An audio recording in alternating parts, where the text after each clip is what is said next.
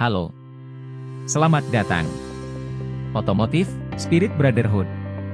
Kali ini kita akan mempelajari sistem manajemen sasis. Ini adalah data diri saya. Nama saya William Irawan, NIM 2203449, Program Studi Pendidikan Teknik Otomotif, Fakultas Pendidikan Teknik dan Industri. Dosen pengampu mata kuliah ini yaitu Bapak Ridwan Adam SPD MPD dan Bapak Ramdhani SPD M.Eng. Apa saja yang akan kita pelajari? Yang pertama ada Anti-Lock Braking System atau ABS, kedua ada Traction Control System atau TCS, dan yang ketiga ada sistem SRS Airbag. Anti-Lock Braking System, ABS. Sistem keselamatan pada kendaraan yang mencegah roda terkunci saat pengereman mendadak.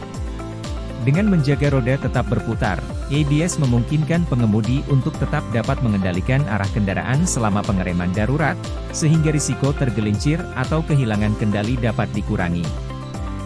Kita masuk pada bagian komponen anti-lock braking system. Di antaranya ada wheel speed sensor, electronic control unit, hydraulic modulator, vacuum booster, hydraulic lines, master cylinder with proportioner valve, wiring from ECU, dan tow head sensor ring. Cara kerja ABS. 1. Pendeteksian kecepatan roda melalui sensor kecepatan. Setiap roda dilengkapi dengan sensor kecepatan roda, wheel speed sensor, yang mendeteksi kecepatan putaran roda secara terus-menerus. Ketika pengemudi melakukan pengereman keras, sensor ini mengirimkan sinyal ke Electronic Control Unit, ECU, mengenai kecepatan masing-masing roda. Jika ECU mendeteksi bahwa salah satu roda melambat terlalu cepat atau berhenti berputar, terkunci, itu mengindikasikan potensi selip. 2. Analisis oleh Electronic Control Unit, ECU. ECU adalah pusat kontrol ABS. ECU menganalisis data dari sensor kecepatan roda dan segera mendeteksi jika ada roda yang hampir terkunci. ECU kemudian mengirimkan perintah ke Hydraulic Control Unit, HCU, untuk menyesuaikan tekanan rem pada roda tersebut. 3. Pengaturan tekanan rem melalui Hydraulic Control Unit, HCU. HCU mengatur tekanan rem melalui 3 langkah, apply, penerapan, hold, penahanan, dan release, pelepasan. Apply, pada tahap ini, tekanan rem normal diterapkan pada roda untuk memperlambat kendaraan. Hold, jika roda terdeteksi hampir terkunci, HCU akan menahan tekanan rem. Hal ini mencegah roda terkunci sepenuhnya, memungkinkan roda untuk tetap berputar. Release, jika roda sudah kembali berputar, HCU akan mengurangi tekanan rem sementara, memungkinkan roda berputar lebih cepat kembali. 4. Pengulangan cepat, pulsasi. Proses apply hold release berlangsung dengan kecepatan tinggi, mencapai 15-20 kali per detik. Hal ini membuat pedal rem terasa bergetar saat ABS aktif, yang merupakan ciri khas dari ABS. Getaran ini terjadi karena ABS secara terus-menerus menyesuaikan tekanan rem untuk menjaga agar roda tetap berputar. Dengan menjaga roda tetap berputar selama pengereman, ABS memungkinkan pengemudi untuk mengendalikan arah kendaraan dan menghindari hambatan, yang sulit dilakukan jika roda terkunci. Pada permukaan jalan licin, ABS sangat bermanfaat karena dapat mengurangi risiko kendaraan tergelincir. Cara kerja sensor ABS. Sensor kecepatan roda, wheel speed sensor. Fungsi, sensor ini dipasang di setiap roda atau di setiap poros roda untuk memantau kecepatan putaran roda secara real-time. Sensor ini mengirimkan sinyal ke ECU mengenai kecepatan roda, sehingga ECU dapat mendeteksi jika ada roda yang berpotensi terkunci. Cara kerja, sensor bekerja dengan prinsip elektromagnetik atau Hall effect. Sensor menghasilkan sinyal listrik yang bervariasi sesuai kecepatan putaran roda.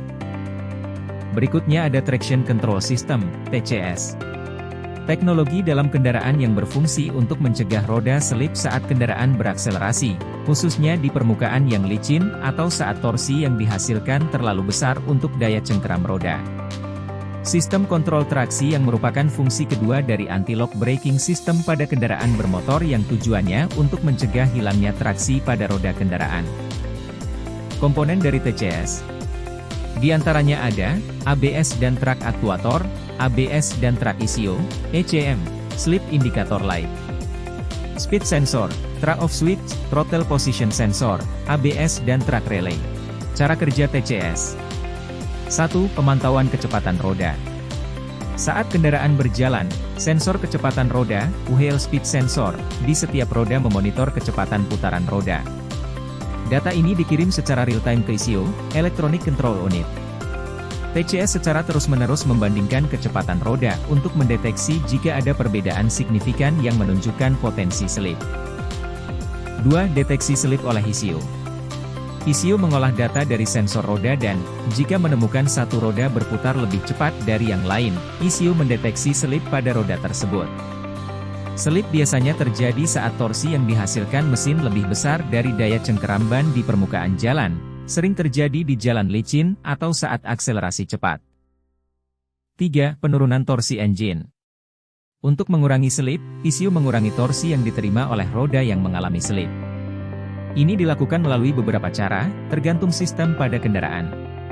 Pengurangan daya engine, ECU dapat mengurangi tenaga mesin dengan mengatur throttle, katup gas, secara elektronik, menurunkan jumlah bahan bakar yang disalurkan, atau menyesuaikan pengapian. Pemangkasan bahan bakar. Dalam beberapa kasus, ECU bisa mengatur injeksi bahan bakar untuk mengurangi pasokan bahan bakar ke silinder tertentu, yang akan mengurangi tenaga engine. 4. Penerapan rem pada roda yang selip. Selain mengatur tenaga mesin, TCS dapat mengaktifkan rem secara individual pada roda yang mengalami selip. Dengan memanfaatkan modulator rem, yang juga digunakan dalam ABS, tekanan rem diterapkan pada roda yang berputar lebih cepat untuk mengurangi kecepatannya, mengembalikan traksi pada roda tersebut. 5. Stabilisasi arah kendaraan. Jika kendaraan dilengkapi dengan sistem tambahan seperti Electronic Stability Control, ESC, maka ECU juga akan mempertimbangkan data dari sensor yaw rate dan sensor sudut kemudi.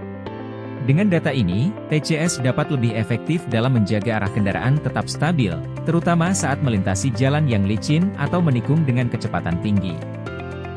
6. Pemberitahuan kepada pengemudi. Saat TCS aktif, lampu indikator pada dashboard biasanya menyala, memberitahukan pengemudi bahwa sistem sedang bekerja untuk mencegah selip. Jika lampu ini menyala terus atau berkedip, ini menunjukkan bahwa TCS aktif, atau bisa juga menandakan adanya masalah pada sistem jika tidak mati dalam waktu singkat. Cara kerja sensor TCS. Semua sensor ini secara terus-menerus mengirimkan sinyal dalam bentuk data digital atau analog ke ECU. ECU kemudian menganalisis data tersebut untuk mendeteksi potensi selip dan menentukan tindakan yang harus diambil, seperti mengurangi torsi engine atau menerapkan rem pada roda tertentu. Proses ini berlangsung sangat cepat, memungkinkan TCS untuk segera menanggapi perubahan kondisi jalan atau pergerakan kendaraan.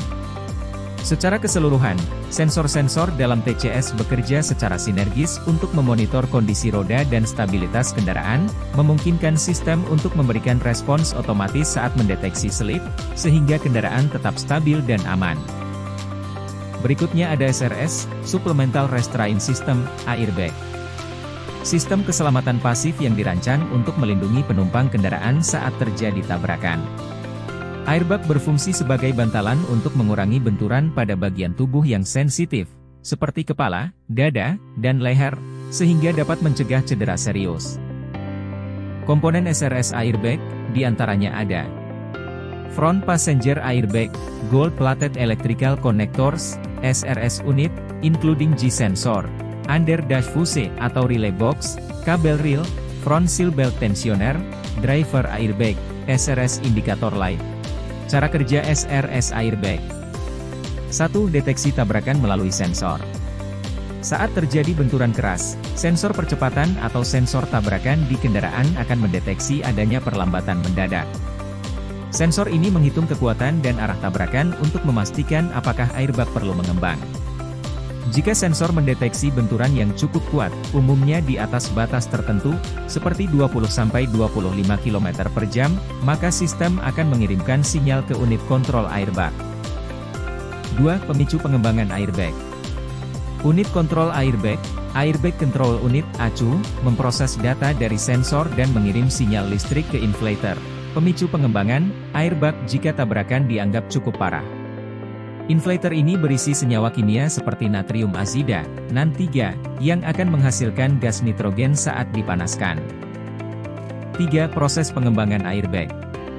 Ketika menerima sinyal dari ACU, inflator akan memicu reaksi kimia yang sangat cepat, menghasilkan gas nitrogen dalam jumlah besar. Gas ini kemudian mengalir ke kantong airbag, membuat kantong mengembang dalam hitungan milidetik. Pengembangan ini terjadi sangat cepat, dalam waktu sekitar 0,3 detik, untuk memastikan kantong airbag siap sebelum tubuh penumpang terlempar ke depan. 4. Penurunan tekanan setelah benturan. Setelah airbag mengembang sepenuhnya, kantong airbag akan mulai mengempis perlahan melalui lubang ventilasi di sisi kantong. Hal ini memungkinkan penumpang bergerak dan keluar dari kendaraan setelah benturan terjadi. Kantong airbag biasanya dikempiskan dalam waktu singkat agar tidak menghalangi pandangan atau pergerakan penumpang. Cara kerja sensor SRS airbag. Mendeteksi perubahan mendadak dalam percepatan, tekanan, dan arah kendaraan saat terjadi kecelakaan. Sensor-sensor ini, percepatan, tekanan, giroskop, dan impact sensor, bekerja secara real-time dan terhubung ke airbag control unit, ACU. Ketika sensor mendeteksi benturan atau perubahan gerakan yang cukup signifikan, mereka mengirim sinyal ke ACU. ACU kemudian memproses data tersebut dan, jika diperlukan, mengaktifkan inflator untuk mengembangkan airbag dalam hitungan milidetik.